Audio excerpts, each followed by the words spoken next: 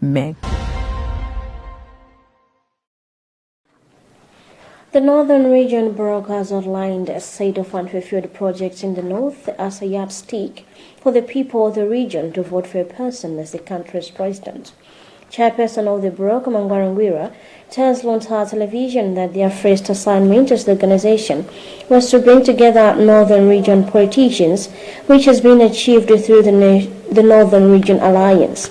The next step, according to Ngwira, is to put the Northern Region votes together. Ngwira emphasized that projects such as Mombela University, Ruampenyuka Road, and Otanchira Airport are non-negotiable priority projects on demand if one is to be voted for by Malawians staying in the north. From Mzimba, Robert Edward speaks to Ngwira. Our main agenda as a bloc, we've got two primary agendas. The first agenda was to bring all the northern politicians together. After that, we need to look into the northern developments.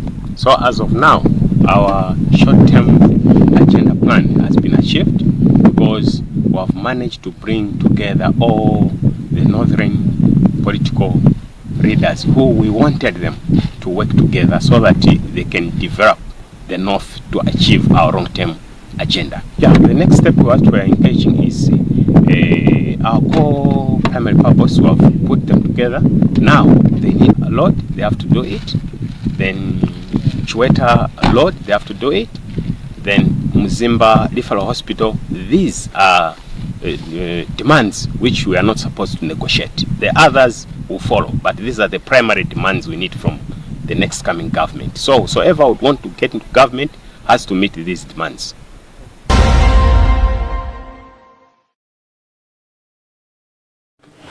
Agriculture expert Felix Jumbe has warned that climate change is severely affecting Malawi's entire agriculture value chain, disrupting landfall patterns, production cycles, and threatening food and income security for many households. Speaking in an interview, Jumbe emphasized that inconsistent rainfall and extreme weather conditions are now the biggest challenges facing the country's farmers. He has made the remarks, noting that this year alone, Malawi is projected to harvest 2.9 million metric tons of maize, far below the expected 4 million tons.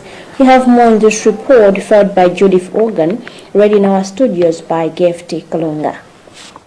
To address the situation, Jumbe stressed the importance of both mitigation and adaptation strategies. On the involvement of youth in agriculture, Jumbe said the sector has potential to create employment, but challenges such as lack of financing and poor market access continue to push young people away. He has since called for reforms in agricultural policies to move beyond just food security and focus on income security, saying policies must recognize farming as commercial enterprise, not just subsistence.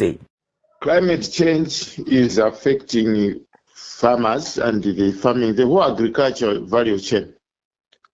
It's getting affected with climate change.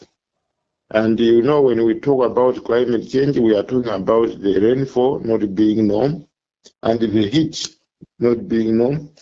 And these are the environments that are ideal for crop production. So crop production is getting affected in one way or another. Sometimes there's too much water, sometimes there's too little water, and yet the crop has got, still we are looking forward to have a bumper crop.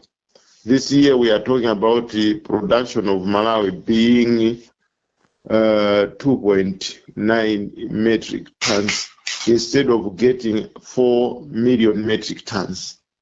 So that's the magnitude of the impact of climate change. Now, when you look at how do we mitigate, or we have to look at adaptation. There's mitigation, you have to look at what can you be doing to ensure that the impact of climate change is minimized. Like say planting trees and so on, avoiding deforestation. These are all strategies to minimize the impact of climate change.